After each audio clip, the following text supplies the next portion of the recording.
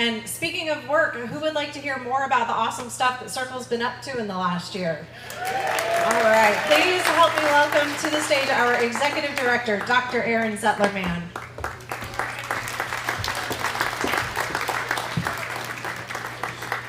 Thank you so much, Andrea. You heard my name is Aaron-Zettler Mann. I'm the Executive Director here at SYRCL, home of the Wild and Scenic Film Festival, and we are also the Yuba River Waterkeeper. You know, the big restoration projects that you heard about tonight, those couldn't happen without incredible partners and fiscal sponsors like the Wildlife Conservation Board. But the relationship building, the grant writing, the project management, the field visits, all of that work is only possible. That crucial foundation only happens with your support from members and donors. And so thank you all for being here this evening and continuing to support the work that we do. These projects take decades, as we'll hear about a little bit today. And it doesn't happen, that foundational groundwork doesn't happen without your continued generous support. So we're here this evening for the State of the Yuba address. SYRCL's kind of open house to kind of share what we've been up to over the last year, some of the successes, some of the wins. And at the very end, we'll have time for a little bit of Q&A, because I imagine there are some questions given the state of the country and the world right now. I want to start off with a major milestone success from almost a year ago now, and that is the Centennial Dam project. More than a decade ago, behind closed doors, there was a vote to start by the Nevada Irrigation District to start development of a proposed dam on the Bear River. This was a closed door vote. It wasn't on the agenda. It was very much kept secret. When the community heard about it, SYRCL and a vast coalition of other people rallied. There was an incredibly loud, incredibly enthusiastic public campaign. There were rallies. People were showing up at meetings. It fired up and inspired this community to take action. At the same time, scientists, people were poring over the data, looking at the analyses that were done or should be done on the economics, the hydrology, and the environmental impacts. And crucially, there were relationships being built. There was education happening. We were working with the Nevada Irrigation District and the board members to understand where they were coming from, what problems they thought they might be solving, and helping educate them about what actually was going to happen with this dam and this project. Well, over many, many years, these relationships grew and built. And this year, at the very beginning of the year, the Centennial Dam project was functionally laid to rest. The Nevada Irrigation District Board voted to stop funding the research, the development, the project planning, and withdraw the application for the water right. They didn't even have the water right yet. Yeah, huge victory. And what I love about this win, what I love about this story, is being in that room when that vote took place. It wasn't us versus them. It wasn't we won and they lost. Everybody was congratulating each other. NID put a huge amount of time, energy, and resources into their plan for water effort. I had a number of conversations with people on the board, NID staff, talking about the weaknesses, the strengths of the model, how it could be improved. And together, right alongside, and in many ways led by NID board members past and present, we all agreed that this was not a project for this community. It was not a project for the Bear River. And that was a major win for everyone here that, again, took more than 10 years to realize.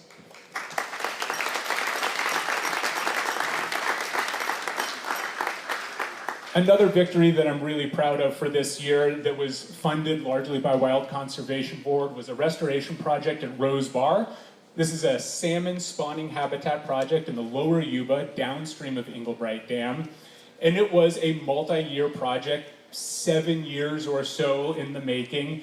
And it had plenty of hiccups with construction and high water and all kinds of issues. Essentially what this project was, for those of us that haven't been down there, there's a large plug of hydraulic mining debris.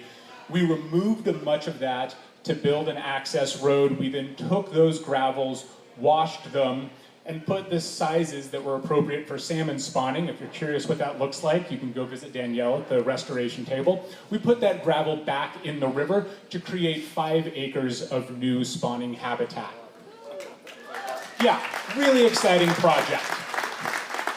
For any project, we are a science-based organization, so for all of our projects, we do a lot of pre-project monitoring first. We've got to know what's going on in wherever we are, whatever biome we're in. We've got to know what's going on before we do the work so that we know what's going on after the work and did we make a difference. So in the 2 years of pre-project monitoring, we saw a total of 6 salmon reds spread over 2 years. For those that don't know, a salmon red is essentially a nest. 2 salmon spawn, they kick up a bunch of gravel, they lay eggs. Each red contains in the neighborhood of 5,000 eggs. So a lot of eggs in a red, 6, not so many. So early October, I was walking out on the field site, walking along the ridge, kind of next to the road, and the first thing that is exciting is that I'm seeing and noticing that all of the oaks that our volunteers planted the previous year, almost all of them are still alive. So I'm dodging these oaks that volunteers helped us plant, and I come to the edge of the bluff overlooking the river, and I am gobsmacked. You can't count the number of reds that are in the river. It is beyond belief. And as you walk down to the river,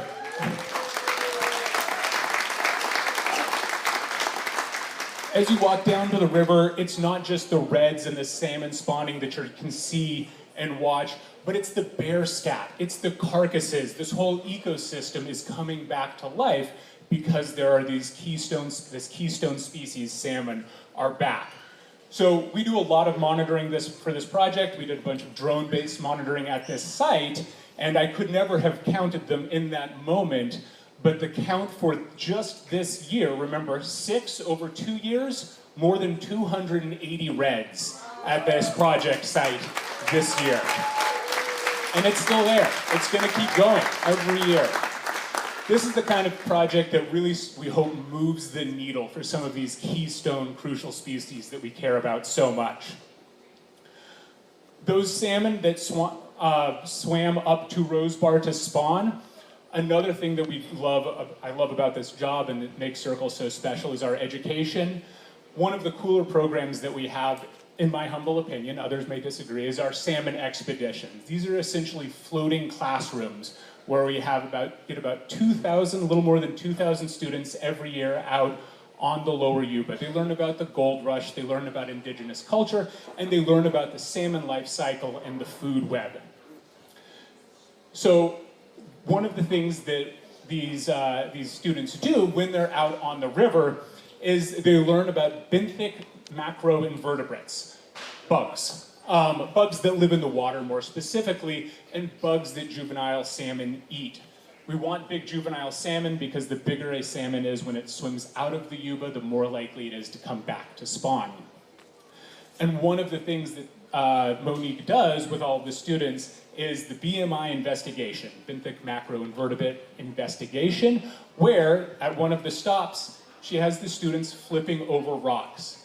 And the looks of excitement and astonishment, and in some cases horror and disgust, that these kids have when they realize the entire worlds that are living under the rocks is truly inspiring. And it really speaks to the importance of education and outdoor experiential environmental education, especially today as the Department of Education at the federal level is being dismantled.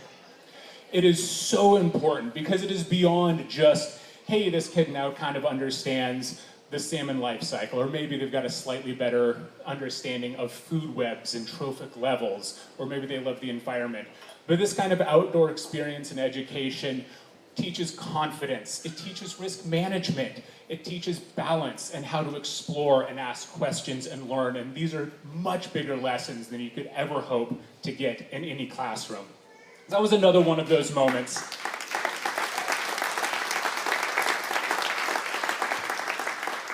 Another one of those moments that I was lucky enough to experience this year that really inspired me and helps keep me excited for this work. So the last one that I want to talk about before we get to our Q&A opportunity here is from the Wild and Scenic Film Festival, and I'm cheating just a little bit because this is calendar year, and technically the film festival was in this current calendar year, but I'm gonna give myself a pass. I have that power.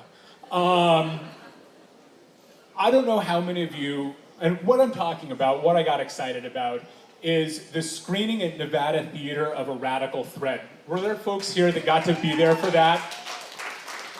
That was an incredibly powerful film. For those of us that didn't, or those of you that didn't get to see it, it was the story of the Ridge, told through the creation of a series of tapestries that were hand sewn to kind of tell the history of the place and narrate the culture and the people and the art and the environment in that location. It is a beautifully told story, done incredibly well, and features many of the faces that are here this evening. But the part that stuck out to me, the part that I carry with me more than anything else, is the Q&A afterwards. Throughout the film, there's this discussion of this blue crib that I don't remember in the film who built it, but it was built, Steve Sanford built the blue crib, thank you. And, you build a crib, the baby goes in the crib, pretty quickly they grow out of it, and so you pass it to somebody else. And it gets passed along, and it has, throughout its life, bounced around to various homes throughout the Ridge. And they've got it on stage. And during the Q&A, at one point, there's this question, well, who here, put a kid in the crib? And a bunch of hands go up. And the next logical question then, of course, is who here grew up in the crib? And a bunch of hands go up. What struck me was the overlap of hands between the people who had been in the crib as infants and put people in the crib as now grown adults. And what struck me about that moment is the power of place and community. That this isn't the kind of place that you grow up in and you leave. Sure, people left, they went to college, but when it came time to family, when it came time to put down roots, they came back. And it is that legacy, that theme of duration, of long-term investment and valuing a place that I think speaks so much to this community and what makes SYRCL so strong. It is your legacy support. It is your support that lets us work towards these projects that take decades to realize, that makes what we do and what I get to do so special. So again, thank you all for your support. It really makes the work that we do possible.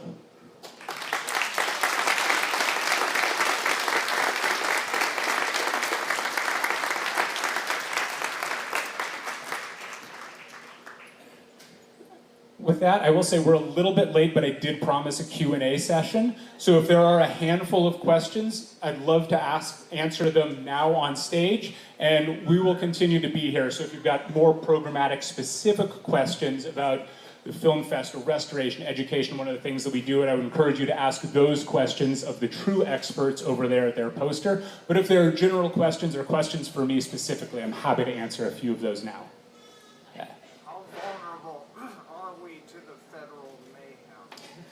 Yes, a question I anticipated. How vulnerable are we to the federal mayhem?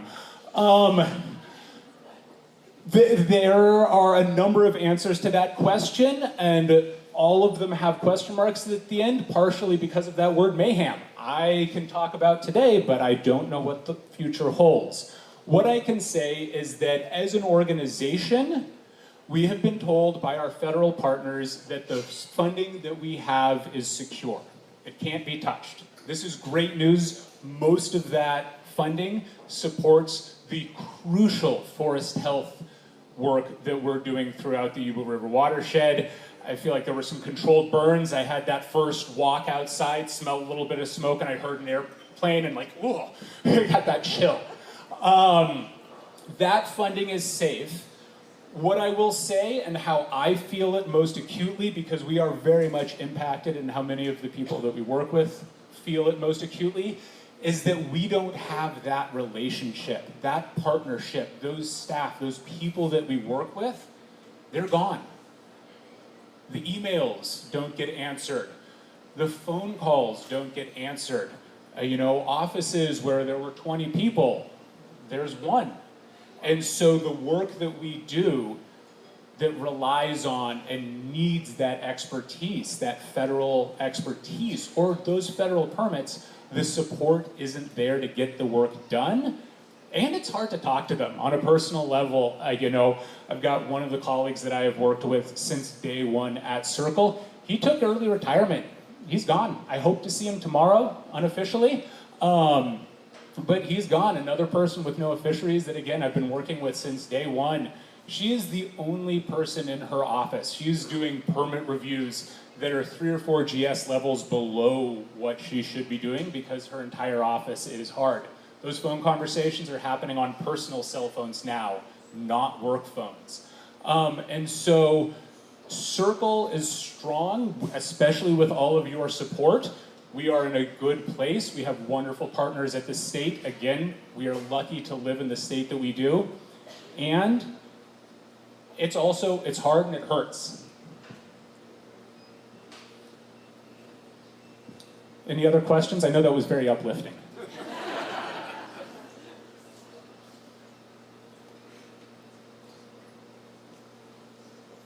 Wonderful. Well, I will be around. For members that have been around, I'd love to hear what keeps bringing you back. For new folks, I would love to hear what gets you inspired. And again, if you've got more specific programmatic questions, the experts are actually by their poster, so go ask them. They know far more than I do. Thank you all for your wonderful evening.